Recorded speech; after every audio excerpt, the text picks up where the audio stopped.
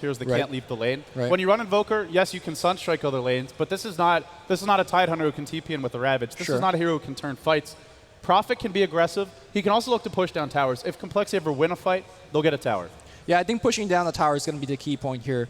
You can't stay in your lane all freaking day if there's 3 or 4 guys ramming down your towers. And I think that is a good response. Nature's Prophet is always where you want to start because that push happens anywhere he wants it to happen with those Prophet trees. And of course, Wrath of Nature is a global counter push. Yeah. But I think that's more of a mid to late game point. But for now, it's back to Zenith.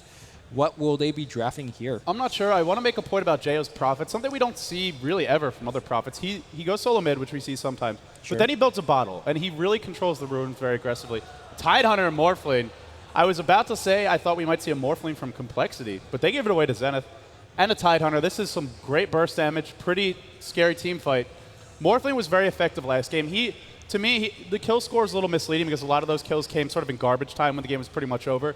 But how he had a really big impact is they were constantly trying to gank him, and they couldn't kill him. Right. And he was still getting some farm and some levels out of it. It wasn't just him. You can't gank the Invoker because he was fat. Right. You can't gank the Queen of Pain because he has Blink. And you can't BKB. gank it with so it was just tough to gank anybody. Now, Morphling in this case, though, I think he's going to be a little bit more slower. He's going to farm up. Tidehunter is going to provide that AoE to start up the fight. Oh, yeah. And IX Mike, I think he's shuddering right now because last game, Morphling's giving him some...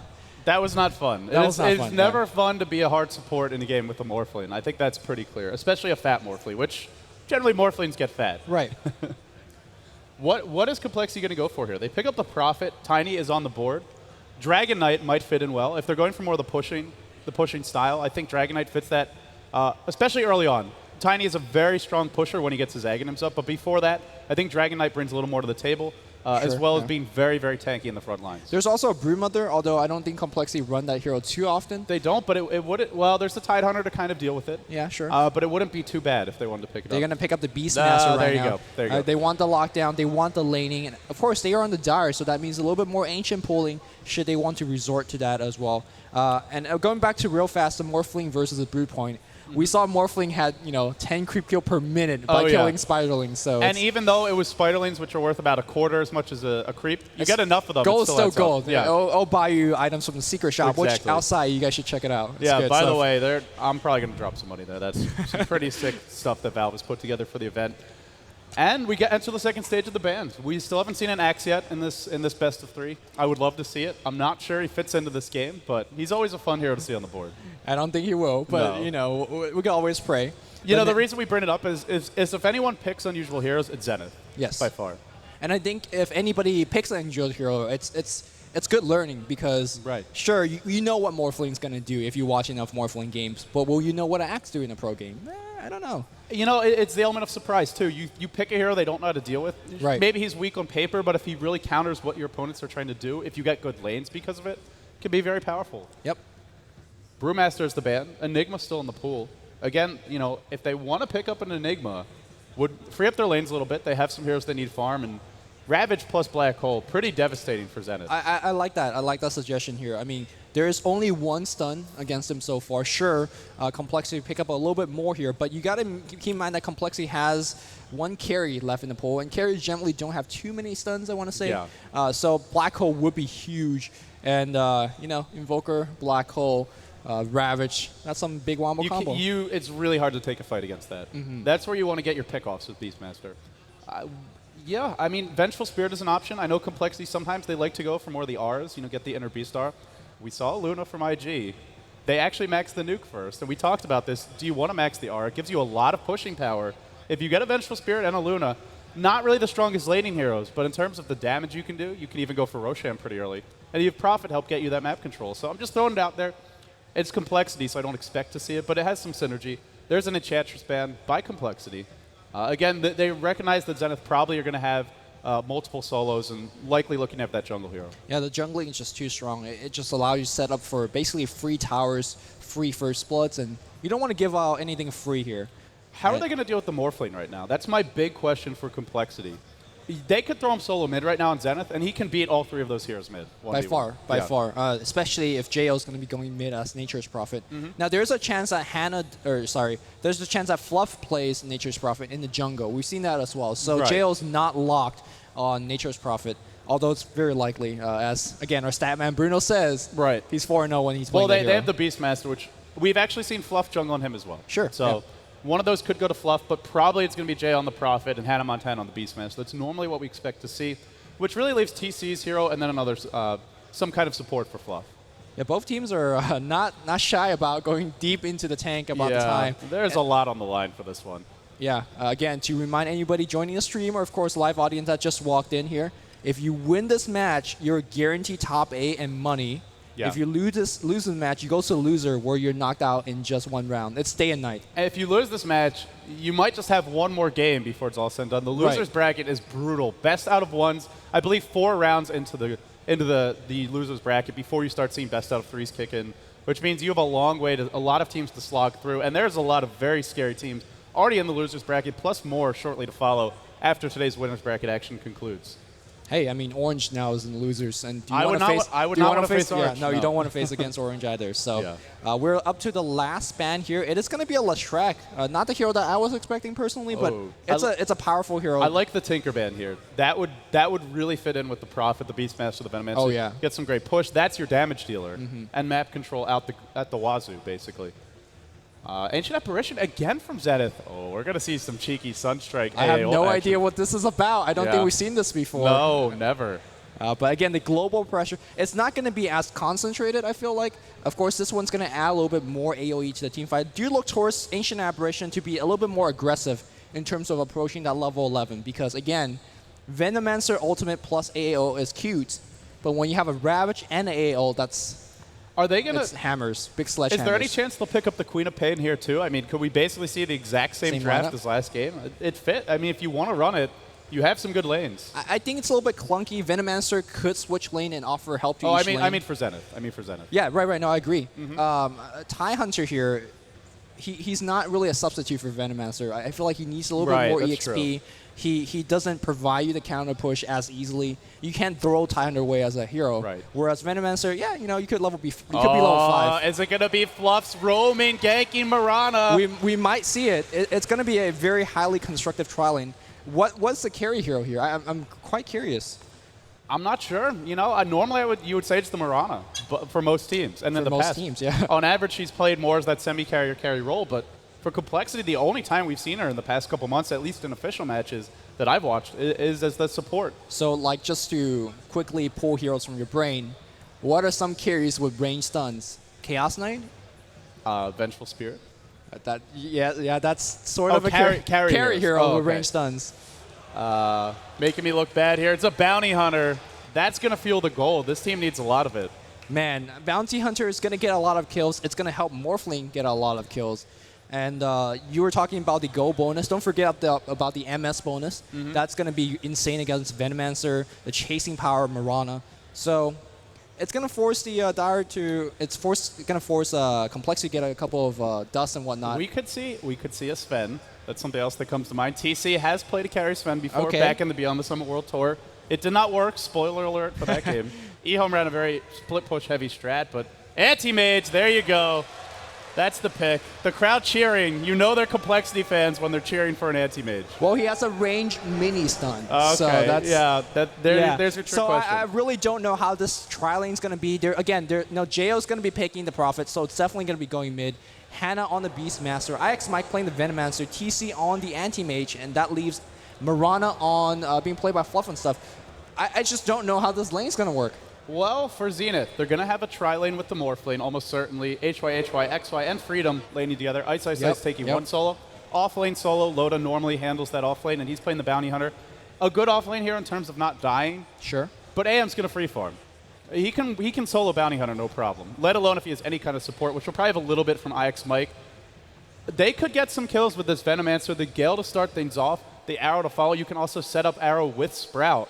So they have some options. It's not super reliable, but their options are there.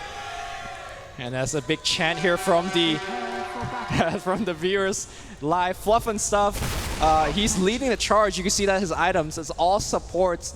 There's a smoke. There's that observer ward. But for now, our attention on the Radiant side. Loda playing the Bounty Hunter. Yes. XY on Tie Hunter. HY. on Morphling. Ice playing that Invoker again. He is going to be going on Silent this time. You can see that he's picking up a Bring of Protection. That almost always means a Silent Invoker. X-Freedom, though, playing that on the Ancient Aberration once again. And it looks like the teams might clash, so let's introduce Complexity very quickly. TC leading the way, scouting things out on the anti-mage. Fluff and stuff on that support Mirana with Observer Wards and Smoke picked up. IX Mike handling the Venomancer, and it will be Hannah Montana. Probably going to go down to that bottom lane, playing the Beastmaster. Finally back at Fountain. It's Jo. Looks like it will be that solo mid Prophet. 30 seconds to and battle. he might be saving for a bottle. 150 gold in the bank. Could be going towards that. So the tri-lane top. HY, the Morph lane. No, maybe they're going to rotate. It is going to be, okay, it's going to be Lotus soloing there. That makes more sense. So they're going to be doing a lot of pulling on the safe lane. And really, what is Hannah Montana going to do here? I think pretty much just limited to stacking Ancients. Yep, that's really going to be the case here. Hannah, though, I mean, he's lived on the spot lane, right? Yeah. He's either living on this Radiant top or the Dire bot, so he's got a tent set up there, as well as a campfire, hopefully to keep him warm. Loda can pick himself a lucky Invis. And, I mean, this means he could just take creeps away from the jungle. If there's any jungling, he can snipe off the courier. We've seen teams do that, but I don't expect Loda to be doing that. Well, up against JO's Prophet, it's pretty likely there's going to be a bottle trotting out mid. There is, yeah. You know, maybe you camp out there, but it's a lot of time to waste. The other question is, do they have Sentry Wards left available in their inventory? They do. And a well-placed Gale on a Sentry Ward might be a kill. Maybe not at level 1, but once they hit 2 or 3. It's a pretty potent lockdown combo. The Gale and then the Arrow to follow up. TC can do some good damage. The nice thing for this tri-lane for me is that Complexity don't have to leave 3 heroes there. They can rotate towards mid. And it looks like that's what we're already seeing. IX Mike maybe going to be setting some action up on the mid lane, trying to keep HY down. Great harassment from Jo already, chopping away half of his health. Yeah, very cute pull here from the Ancient Aberration player. He tangled away in the level 1 camp, so he's denying a lot of creeps. You can see just a lot of creep pulling from everybody here. You know, they can't really go in the lane directly, so might as well make sure you can get some farm later on. But here, really, it's HY on the mid lane. And to be honest, I don't think Prophet is capable of stopping him. Well, he's doing well now, but it gets a lot harder up against Morphling once he gets that level 2 wave, and particularly once he hits level 5 and the waveform is level 3. Also, as Morph levels up, he can be more aggressive, lowering his strength and putting more into agility, getting more damage, and then if he has to morph back, it'll happen a lot faster. So that lane, I think Morphling will have the edge, but again, if you get support from IX Mike, it should go the other way. Yeah, but they see IX Mike constantly. The ping's coming out, right. Great Observer up on top. He's going to come in. Now, he's not going to get the kill, but what he is doing is keeping HY out of lane. So effectively, he's helping out. Gale's going to just completely whiff, but no big deal. Even if it hits, they're not killing him. Yeah, they're not killing him. They don't have the lockdown. But it's all about harassment right now. Try and limit that Morphling's farm. Your anti-mage is already 11 and 6. Doing a good job of shutting down the bounty hunter. Loda is going to check the rune. Nice job there by him. Unfortunately, it spawns bottom. It's a raise. XY gets it. Thinking about a gush. But unfortunately, the regen rune wears off, so he's not able to do it in time, and he will choose not to in the end. Hannah Montana continuing to stack the Ancients. Still only level 1, but at some point down the road, him, Prophet, or the anti-mage could all benefit from these. Yeah, Fluff and stuff on the top lane, trying to set up some arrows, but unfortunately a very well-placed Observer Ward just kind of scouts everything out. Loda's going to actually trade a couple of hits for Fluff. And here's the thing, if you're running a very supportive Mirana like this, there's no easy transition. What is he going to do 10 minutes in if he's level 4?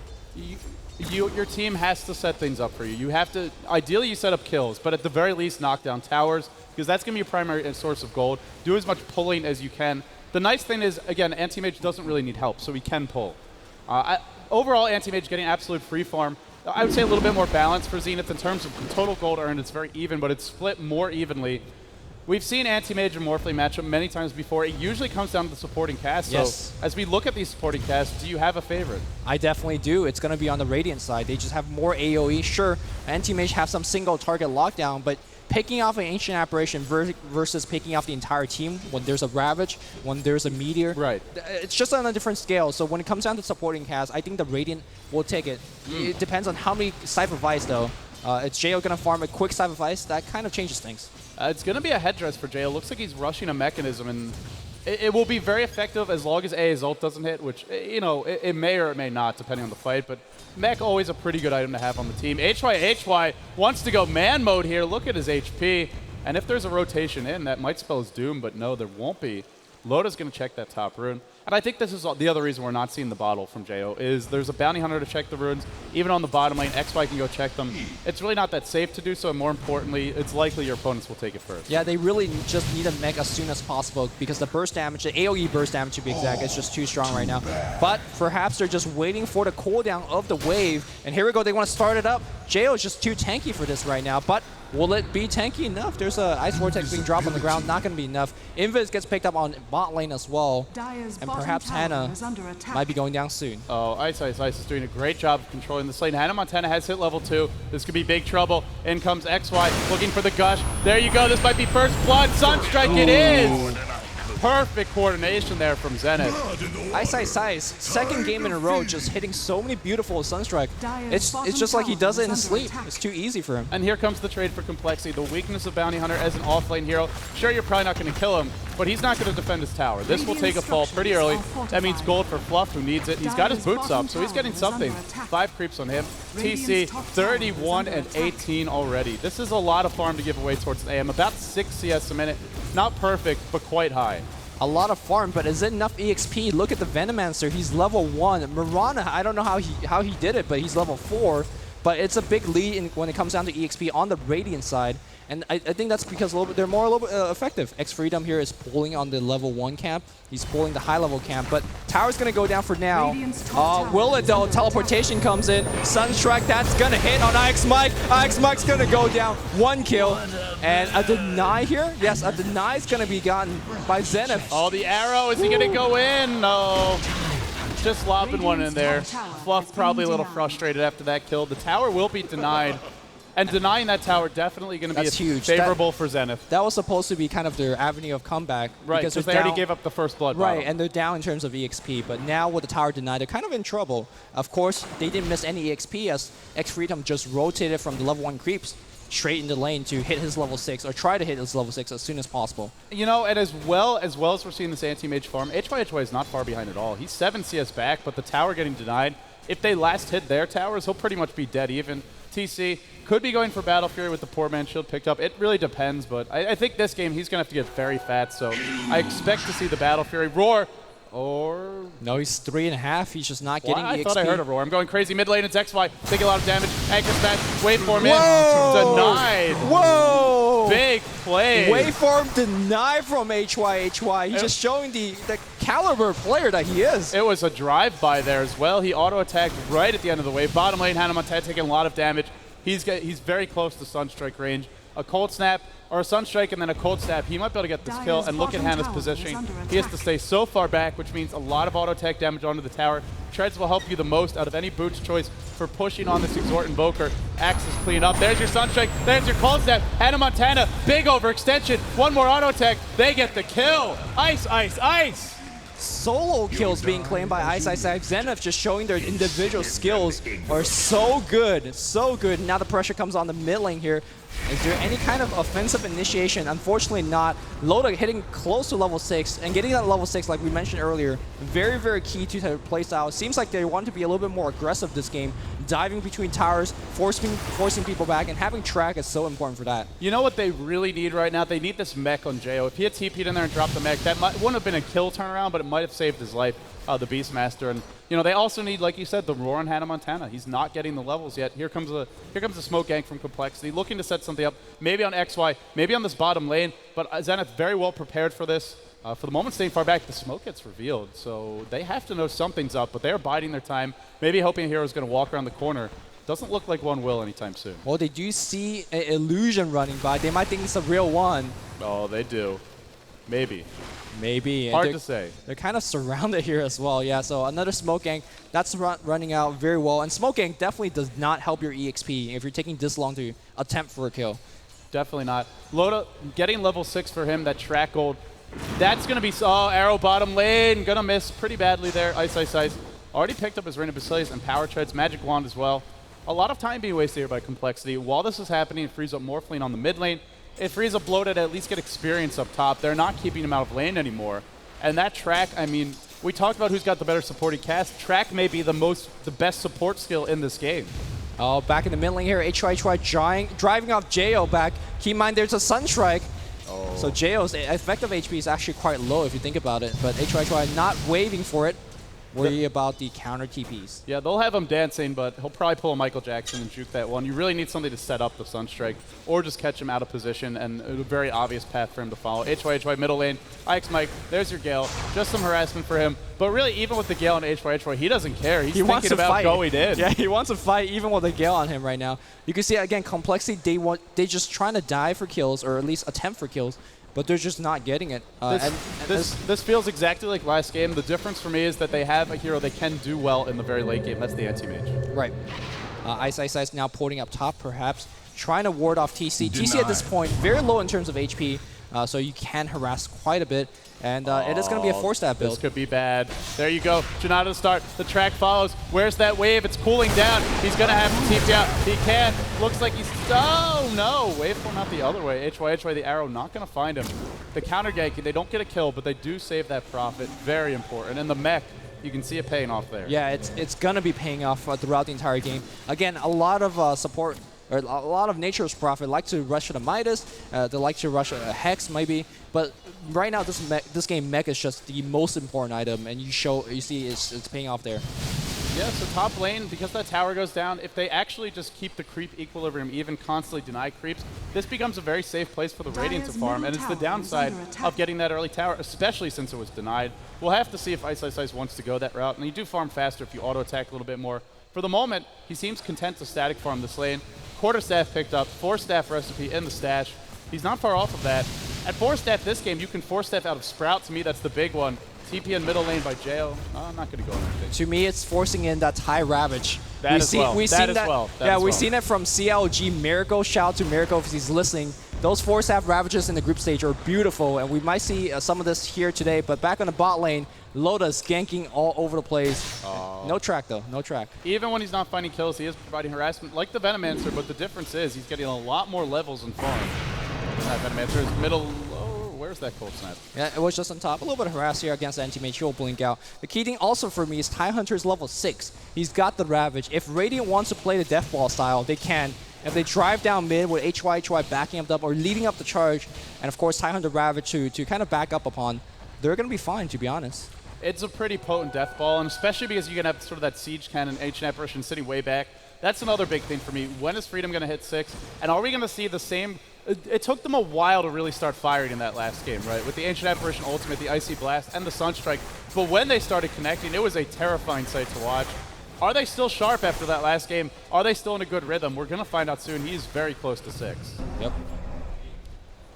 Freedom trying to leech EXP on the bot lane as well. Do you see Loda ganking all over the place? I think this is a big important thing to point out about Bounty Hunter. Once you turn 6, get out of the lane and start harassing, start ganking, and allow your supports to pick that 6. And you see Freedom doing just that. Checking for rune is Loda. He's scouted out by a couple of wards, but overall should be okay. He has been checking runes constantly all game. We mentioned it early, but he has kept on doing it. Ancient Apparition Ultimate gonna be flying top, so TC has to be very careful here. If he gets caught out, the cold snap, the A ult, nope, not gonna hit. Just slowing down, keeping TC off the lane. And here's the double Fort Spirit build again. You know, you have some great push on Zenith side as well because of this skill pickup for him. 4 and 4, he can go back for Exhort. He can get a single point in Wex. It's the versatility of Invoker. So many different ways to play him. But either, whatever route you go for, Ice is having a big impact. All right, big smoke here from the Dire squad. They have the Beastmaster Roar. They see XY, but there's a Ravage on the other side. Oh, they don't see the biggest hero on the map. They roar. They want Ice, but he's so tanky. The TP and the Sunstrike. Oh, Hannah's going to survive. Not for long, though. XY's going to go down as well. Can they kill X Mike? The Force Spirit being micro. Nice pickup here by the Invoker player. AI Splash just for a little bit of damage. Wow, those Fort Spirits, man, they are so... We talked about the Ethereal Blade not being fun for those squishy supports on the Morphlane, but we're seeing the Fort Spirits not much fun either. They did use a Ravage for that fight, so it's a 2 for 1 in the end, but still they'll definitely take... Excuse me, no, it was 2 for 2, so they'll definitely take that. 2 for 2, but still, they force out the Ravage. And of course, you killed the Invoker. That's a big thing right now. Fluff, gotta be careful. HY, you can see that he's so aggressive despite having no range. One of the big important thing to point out about the Morphling mid is he's just got a lot of stats. Every time you level up more, that's more stats he could bounce between agility and strength, and he's just farming away. Yeah, Fluff is finally getting his levels down the middle lane. He goes for 2 points an arrow, but then he generally goes back to max that Starstorm. Decent nuke for him to work with. This is going to be a concern for Complexity, though, is what is this Mirana going to bring to the table in the later stages of this game? The Ancient Apparition ult is always going to be good. Ravage is always going to be good. Track is always going to be great to help your team get more gold, to help them chase, and that's also going to limit the effectiveness of the Mirana ultimate. Can Fluff find a way to help out his team? Last time we saw him play Mirana, they found some kills in the, not right away, he missed on a few arrows, but around that 10-minute mark or so, that's where he started connecting. And that's where Complexity started to pull away with that game. Can he find those arrows in this game? Well, he gives his team free smokes. Unless there's a bounty hunter with timely tracks. That's definitely the case here. And you can see that Complexity on the defensive farming their own jungle. Now with the anti-mage, that's definitely possible. Very, very close to that. Yeah, he's got his battlefield. He's got it right now. He's going to pick up a Quelling Blade, imagine, and it's going to be farm time, baby. Yeah, definitely farm time. He is still very squishy, and especially with track on the field, even if you blink away, they can hunt you down, especially this Morphling. And they have some decent lockdown. With the Cold Snap, that would be the main one for me. The Cold Feet can be, depending on how you combo it up. And then the Ravage, yes, a long cooldown, but if it's there, this AM, he's got to be careful. For TC, he definitely does not want to fight, really for the next 10 minutes or so, but especially for the next 5. Power Treads and Quelling Blade should be the next 2 items to allow you to split push quicker, allow you to increase your farm rate. In fact, the Battle Fury gets delivered, and now we'll see where he goes from here. But this is a 15-minute Battle Fury. It's not the earliest we've ever seen, but it's pretty solid. Tower goes down bottom. And if you're Zenith, I think you keep on just forcing the issue, walking with your Tidehunter, whatever Ravage is up. You don't even have to drop it. Just intimidate Complexity off of the towers and look to get that map control. Then the split farming from Anti-Mage becomes a lot trickier. Yeah, another option they have is for Loda to basically follow the Anti-Mage wherever he goes, keep tracking him, keep coming out with Janata hits, and sooner or later, he's going to lose on region. Just don't allow TC to get basically free farm, free push, like the way he's doing right now. For the moment, Complexity, Midas was the choice for JO. He's going to be farming bottom very defensively with Hannah, as well as IX Mike. I love this ward towards the Ancients for the Dire squad. Definitely trying to limit Hannah Montana's ability to farm those up. That is their big comeback mechanic. They don't have track like the Radiant do. They're very reliant on this Ancient farming to keep everybody farmed up. It would also be nice for Anti-Mage to have, but it looks like for the moment they're just continuing to stack. Haste picked up by IX Mike. Hawk scouting things out. That's something else we haven't talked about is this Hawk could be very important. They're on the Dire side. They might want to go for Roshan at some point. And the micro is going to have to be very solid from Hannah Montana to make sure they have vision. Here we go for Zenith. Big smoke egg on the way. XY leading the charge. They notice because of this ward up top, they could easily dive in. Now there is a lot of wards in the ground, but you're leading with the Ravage. Force Spirit actually walking up the ramp first, so that's going to be a big giveaway. Oh, this could be bad. That haste turns, it just wears off. No, they're just going to look to farm these Ancients. IX Mike, Axis flying from a long range, snipes one. But they're actually back off in the end. Zenith, a little bit afraid of what's lurking for them on the high ground. The longer this goes on, with Zenith trying to force fights and not find him, the better it is going to be for Complexity. Well, I mean, why do you say that? I feel like Complexity, sure, Anti-Mage, he's getting the farm. Well, they have the Anti-Mage, they have the Prophet. So this team, they're not, especially with the Battle Fury and the Midas, you're not looking to take fights early. Fair enough. HY, 1700 gold, has an ultimate orb, so it should be a Manta style build. But we've definitely seen crazier things. We've seen Lincoln Sphere, we've seen I have Scotty Rush by Fear in the group stage from EG, so anything's possible. Fear was a low, JO middle lane, HY with the backstab. Who is he actually going to go for here? Gale is going to hit, tries to juke it, not able to do so. In comes Loda. Once JO, one right click, there's your track, there's your mech, and they will back off in the end. In fact, no arrow to follow it up. No arrow to follow up. Tier 1 tower in the mid lane. Quite weak. These wards not being maxed out right now. And of course, a drum charge being popped. They really want the tower. At this point, though, with Ravage back up, you just can't even fight them under your tower.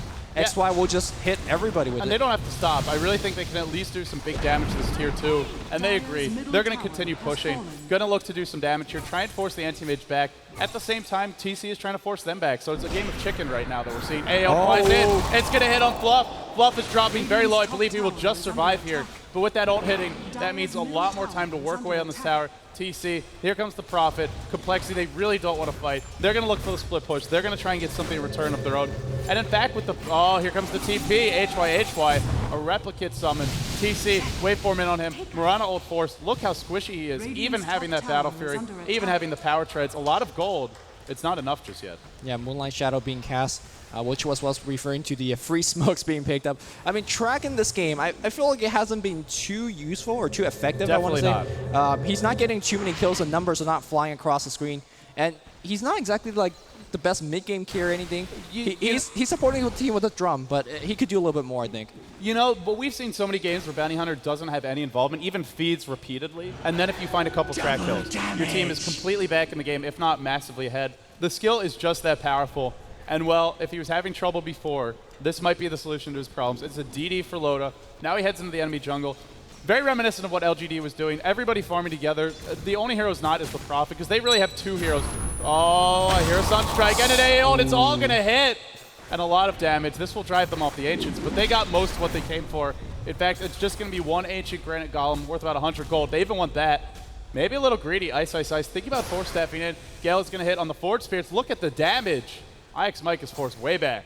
Yeah, 65 apiece. Did you minus armor against heroes as well? HY top lane. He's morphing to strength. TC already did a lot of damage, and if you morph too heavily towards agility, one right click is really going to hurt. Yeah, he didn't chase for it. He had the mana very low. Could have been for a big void, but the kills on the other side. Was it a Sunstrike? I had no clue. Incinerate. Gets IX Mike with the Sunstrike there. Really nice play. And Ice, Ice, Ice, his Exhort Invoker, how effective has he been? He's hitting Sunstrikes, even the ones that we don't see. Fluff and stuff, just barely making it out there. I mean, in the way that he's getting the kills, it's flashy, but you gotta keep in mind, it's not like Complexity's letting them do it for free. There's been ganks onto him, but every time they gank Ice, he takes somebody to the grave. And he's not going down without fight. The one unfortunate thing for Zenith is these are not track kills. Loda has not been involved. They're still finding the kills, but they would love that gold track on the Hannah Montana. There's your Sunstrike. Where's that Cold Snap? I guess it was on cooldown, though. The Forge Spirits get resummoned. Maybe just didn't want to invoke it. TC still pressuring bottom. But they have a lineup where they can send the Morphling top to stop this push, and the Replicant very effective for that. And then they can still siege and pressure bottom. So the hero composition really favors this style of play a little bit more this game. Anti-Mage back in the jungle here. coL and Blade already pick up. You can see that he's up to another 2k goal. Strength Treads, 40 HP, Manta Style. Definitely the next choice, correct? It's got to be. You really need the Manta Style. It will remove things like Cold Snap. I believe it removes the Ancient Apparition ult as well. Even Track. So many abilities that you don't want to have to deal with. Still, there's a lot of AoE. And boy, did we see Invoker's AoE used to its max potential last game. Ice, Ice, Ice. In fact, speaking of AoE, he's even got Chaos Meteor invoked now. That can shoot through those anti-mage illusions very quickly. XY has a Blink Dagger. Wow. This could get ugly very fast, especially that Ice Blast hits. Oh my God, Blink! Oh no, that Sunstrike's gonna hit, but he can't even drop off the roar. Down to half HP. It's a TIE Hunter teleport in. There's a Sprout. They want XY. They do get XY. Nice dust here being used, but Loda's out. But HY's in. Are they done? Track on the TC. There's your ultimate. Blinking on the Loda, and now he's got to run. TC maybe overextended a little bit. Cold Feet will not proc, but look how fast HY is. He wants to kill. Will it be the AM? Will it be Fluff? Wave! Oh, he just misses. Actually, no, it hits. It hits, and Fluff is in a lot of trouble. From long range, HY. Ice Vortex on the ground to give yourself sight, and of course a right click to bring him down. Well played here. For both teams, actually. Just clipped him with that waveform, just barely. Yep. Back in the mid lane, though, it is the pressure coming in from the Invoker. And this tower's taking some big damage as well. It's 8-4, but it really feels like 20-4. It's just so much pressure all over the map right now. That's why we see a map. Oh, no. Tower gets killed mid lane. No deny for complexity there. Anti-Mage just a little bit too slow to the party. Ice, 2,800 golden back. This site device is coming. It's coming soon. Blinked into the A ultimate. No, just past it, actually. But with that Scythe device up, Anti-Mage and Prophet, if they were going to be scary, they're not anymore. Yeah, I'm just very impressed with this Ancient Apparition pick, the way they're playing it. It's just Ice Blast everywhere. If you miss them, no big deal. But if it hits, Sunstrike's going to follow. Everything's going to follow. It's not as sexy as an Axe, but it's not a hero we've seen much of either. So in that sense, this is something a little different from Zenith. Yep. Jo, he's been farming away for a long time. He's got a Hand of Midas as well as 1,500 gold in the bank. But he's just not farming fast enough, and there's really nothing that he could get unless it's a Scythe of Ice. Really quick. They need it quick. They have to stall the game. We saw LGD was able to do it. They held on to all their tier 2s for a really long time. Complexity, they've lost one tier 2, but they still have 2 of them. They also have one near the Roshan pit. That tier 2 bottom, if they lose it, they're going to be in a lot of trouble. Looks like they're grouped up bottom. Typical Complexity going for the smoke gank here. Arrow not going to hit for the moment. And, well, are they going to continue to fight? It looks like Sentry Ward gets dropped, in they come. They want this tower. This is going to be very tough against the Tidehunter. Blink Dagger cooling down. There you go. Oh, Ix Mike drops low. Will he live? One more right click. He takes a fall. And Anti-Mage, meanwhile, in the thick of things, AO'd on him. Track as well, running for his life. TC should be okay. 4-step in. Ice wants to go. Oh! Just misses with the Deafening Blast and the Meteor. That might have spelled his doom. That is a lot of damage, even for an Anti-Mage, but he lives in the end. So it's 1-for-1 when all is said and done. It was 1-for-1. Tidehunter Ravage was not on back in the fight. It was cooling down with 10 seconds left. So it should have been, it really should have been a fair trade. Now Zenith says, we have Ravage. We're going to just go straight at your tier 2 tower. Complexity, come at us. It's very difficult to take the fight. Link as well as Ravage up. What they need to do is split push. Unfortunately, they're not going to be able to do it fast enough. In come the axes, HY waving out. The Lincoln Sphere allowed him to be pretty aggressive. There's the roar. No! Unfortunately, he's got a Lincoln Sphere. Blink in. Ravage on 4. Sunstrike. Oh my god! They all explode! Anti-Mage is dead, and they're all running for their lives right now. 2 heroes dead. Do they get more? Not sure just yet. Hannah Montana still running. They turn towards Jayo. They want Jayo. They'll blink it again. The gush, the trash. This is so much gold, and they're not done. They even want Hannah. Hannah gets frozen, held in place, and they will not go to the high ground. They will not, and that's where the track gets so good against that Moonlight Shadow. It wasn't a Moonlight Shadow at all. So, and of course, they're getting so many track kill. The MS bonus completely mattered. They're a tier 2 here for Zenith. Who needs a gem? Who needs a gem when you have this? And also, you know, the support Mirana, it's not just that the Moonlight Shadow isn't working. She doesn't have the abilities of a Tidehunter and H apparition. She cannot make the kind of contribution. This is the weakness of the support Mirana. We saw Complexity when they hit the arrows in the previous time they ran it. Very effective, but when you don't, this hero just offers very little to your team. Yeah, like back in the group stage, or back in the picks, we were asking ourselves, what is the setup here? And there wasn't much, but HY picks up the Aegis Immortal. This looks to be a very, very a good repetition of the last game. He doesn't have the Ethereal Blade here, but HY will carry just as well. And look at the farm on Ice. Scythe of Ice and Force Staff picked up. This is terrifying right now. This Invoker can solo anyone in the game. Oh, hey, ult's going to hit on Ix Mike. Is there a Sunstrike? Where's that Sunstrike? And he's not going to invoke it.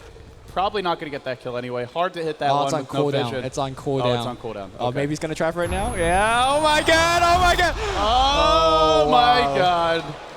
Nowhere is safe. Nowhere is safe right now. Okay, if he hit that one, I think the building would just, like, explode.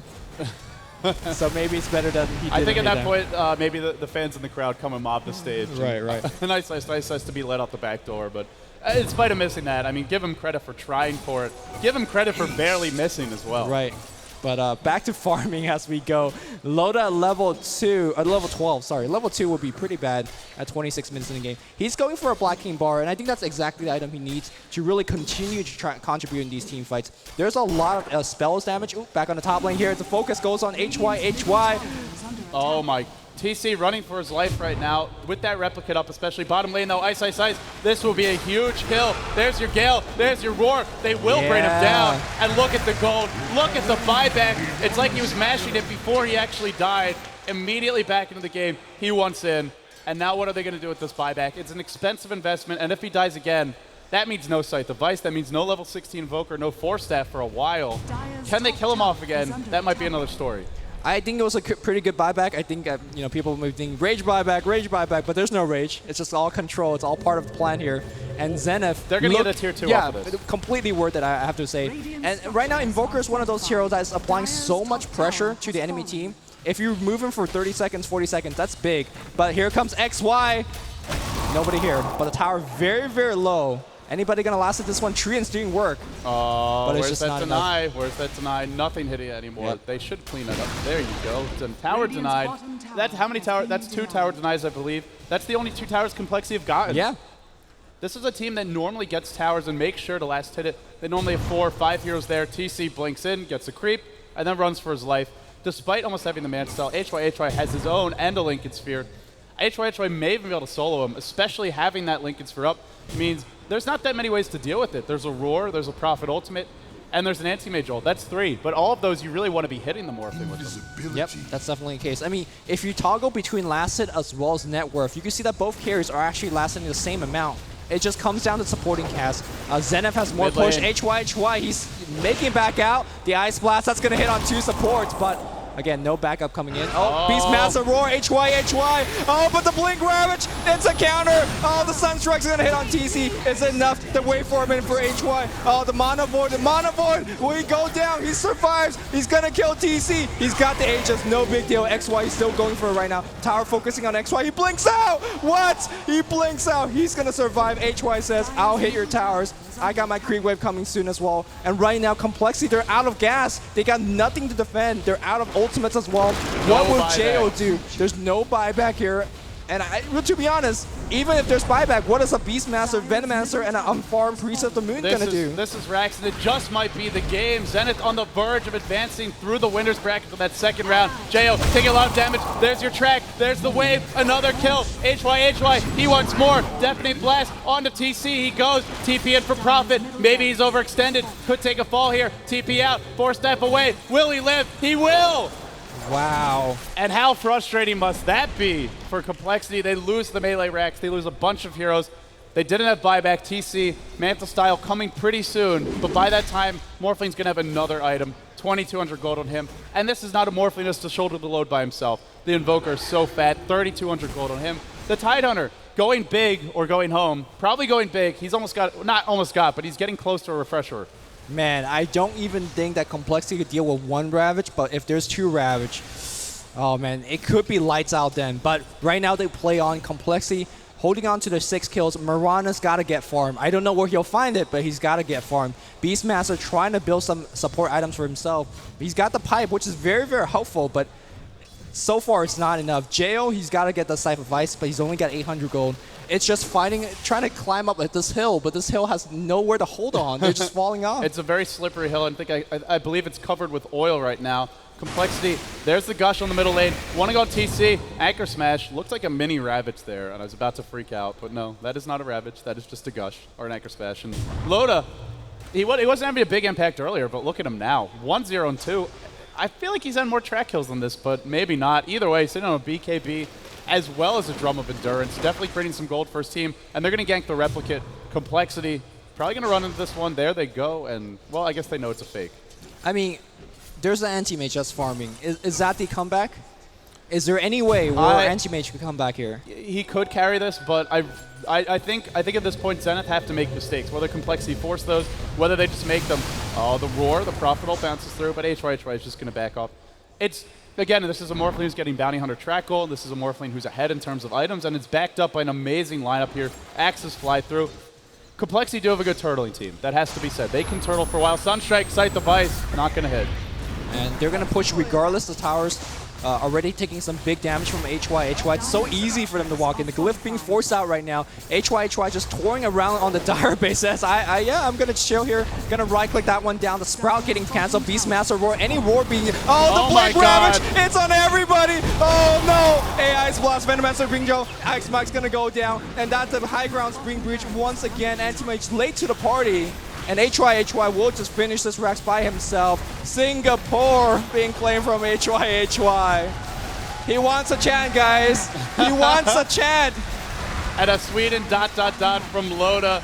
Meanwhile, it is going to be Zenith crushing through Complexity here in Game 2. Game 1, Complexity got to play their game. They looked very solid, they looked very stable, and they took that Game 1. But ever since then, it's been all Zenith all the way, and they're not done yet. They want JO. Sunstrike, not even time for it to land. That's going to be multiple racks down. Now they want the Mega Creeps, and it's pretty much all she wrote for Complexity. They might fight until the bitter end, but it's coming soon. It's coming soon indeed. You can see that HY by himself. He's zoning out the entire team. And that's always a bad sign here. HY turns around, force out Hannah, and tower is going to go down. The blink here from Anti-Mage. He just wants to fight the entire team. Look at how low Ice drops. He goes Invis. He wants to take this one. TC blinks back out. HY is actually very low. Complexity fighting very well, but they're just running out of gas. Sunstrike. Oh, he survived somehow, barely, but the Rax now fully exposed, and this is going to be Mega Creeps. Ice, his Sunstrikes have been inhuman this game. This is I don't think I've ever seen a better performance. And he doesn't have much setup. He really doesn't have much to set him up. It's just the Gush, the Ravage. That's nice, but he's been hitting them without that. There's a track, waveform in, TC on the back foot. And they're going to back off in the end. They get Mega Creeps. And good luck ever push out of your base against this. Well, looks like we have a teleport in. Where's the Sunstrike? Sunstrike's being attempted. Oh, I missed that one. I don't know where to look. At the Where's fountain. he doing it? At the fountain. Oh, I'm sorry, guys. Seriously. Even sitting your fountain isn't safe anymore. It wasn't safe like 20 minutes ago. It's definitely not safe now. Complexity knowing they're beat.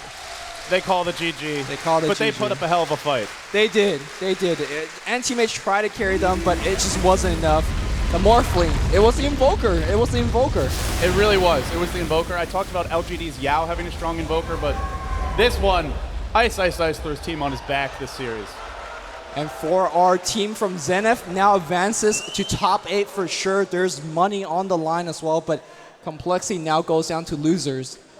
And I'm just worried for Complexity because it's not a good place to be in the losers. If they're a very young team as well. Right. It's a lot of pressure on them, but they put up a hell of a fight. They really did. They definitely deserve a round of applause.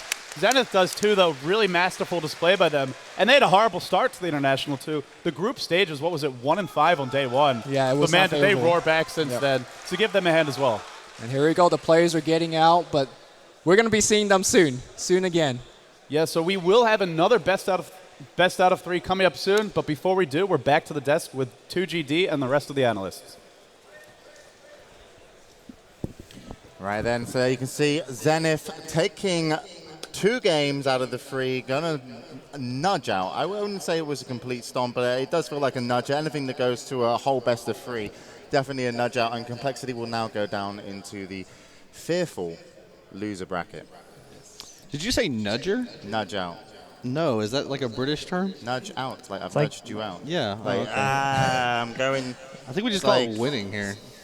Really? Yeah. Oh, I've never done that. So I'll give it a go when I do. So no, I just want to say, Bruno, 4-0 Furion, they picked it.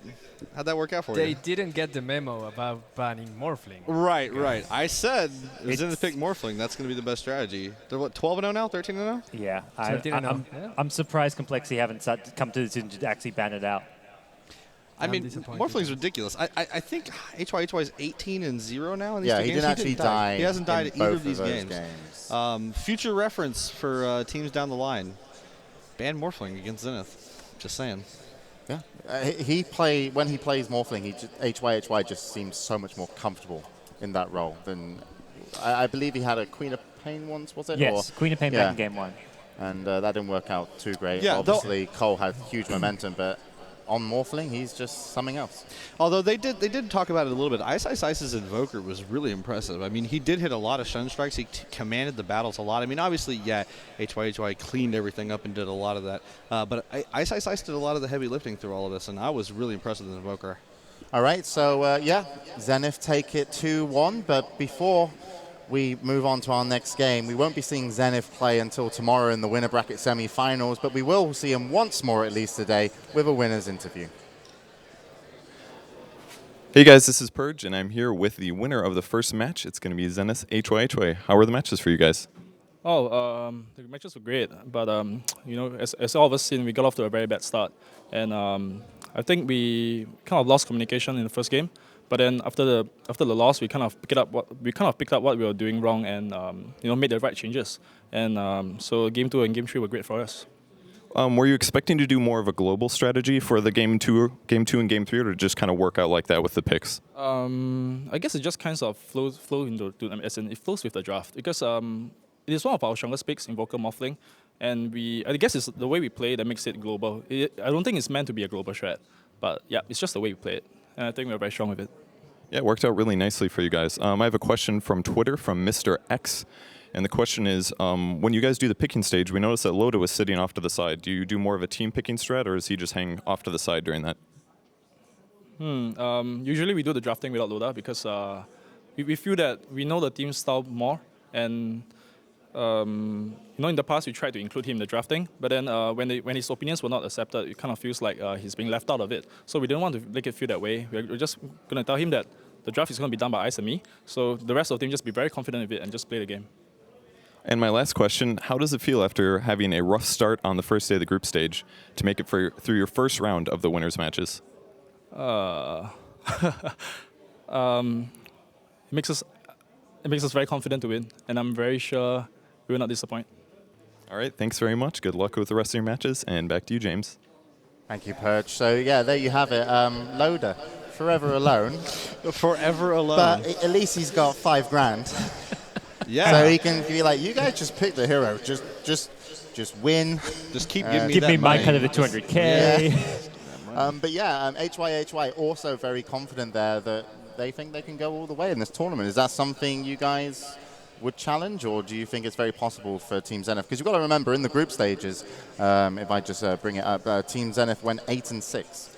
Yeah, they didn't have an easy time in the group stage. Most notably, it was a 2-0 loss to EG on the first day. They also did quite poorly against some of the Chinese teams, but they bounced back in days 2 and 3. I think at this point they've got past the first big hurdle, which was complexity. So from here on out, there's a big challenge awaiting them. LGD, one of the clear favorites for this tournament, but it's just another hurdle, and once you win that match, then you're top 3. So it's just going to take it one match at a time. Yeah, I would argue that it's a constant hurdle. Like I don't think they've jumped past anything. Yeah, they made it into the money, and that's fantastic. But I mean, they could potentially play LGD, or they're going to play LGD next. I mean, that's the biggest hurdle so far, right? I mean, undefeated.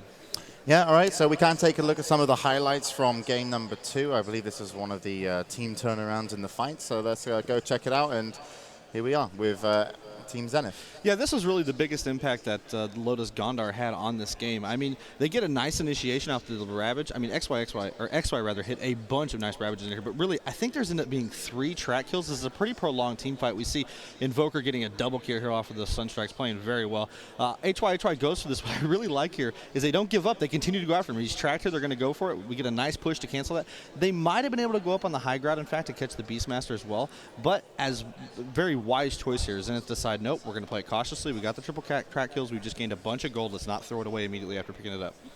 Yeah, that fight worked really well. The fact that they had so many heroes tracked, I mean, even Fluss Morana on the high ground was tracked there. If they wanted to go high ground, they knew what they were going up against. It was just a situation where they had the control, they had the Tide Ravage, countless fantastic Tide Ravages coming out from XY. He was always there at the perfect time, and to me, he was sort of the MVP. Yeah, he was kind of an unsung hero in the storyline in terms of the kills, but he literally did come in with Ravage at the right time. There was almost a refresher roar. A little bit later on, and it did seem that unfortunately Complexity weren't able to handle 1 Ravage, so 2 would have been potentially very difficult. So, Bruno, anything that you want to give us some knowledge about? And I would also like to point out how clever Valve are, by the way. Valve are amazing at branding.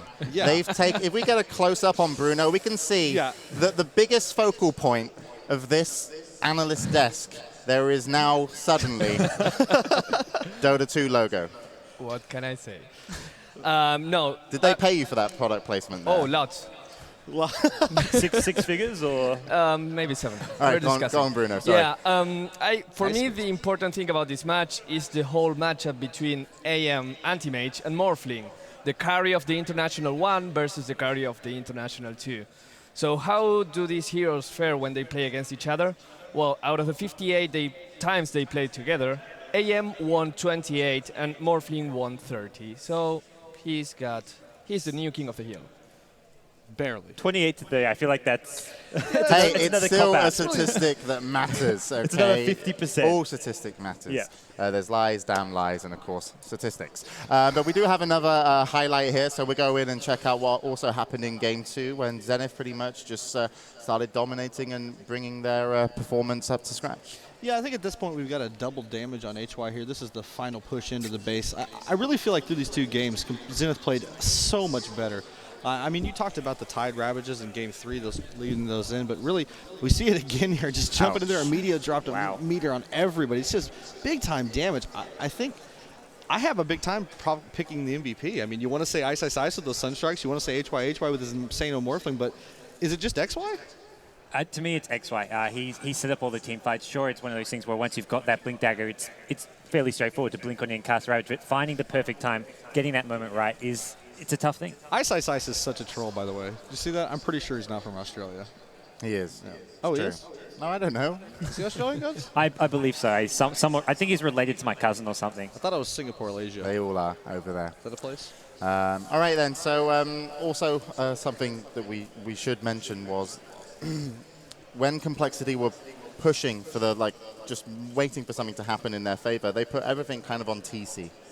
But at the time, TC really didn't get to do anything in those final fights because the Ravages were so good. Do you think if the whole Complexity team were able to kind of split up more and kind of nullify some of these, Blink Dagger Ravages, that they would have a chance to have TC be effective? Because even though he was pretty decent farmed and he got a Manta Star right at the end, it didn't really matter. There was no supporting cast. For me, the big thing when you've got an anti-mage versus Morphling game, it always comes down to the supporting cast, where you have XY with the Tide Ravages.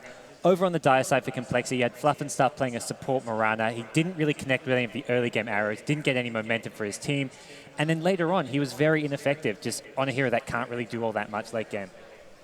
Yep, all right. So we'll see how Complexity do when they move into the lower bracket, which is, I like to call it the lower bracket. Some people call it the loser bracket, but that just hurts my feelings because that's where I start my tournament. So instead, we're going to go into coming up next and tell you guys what's going to be on the agenda for today. And of course, we've still got our winners bracket or the upper bracket.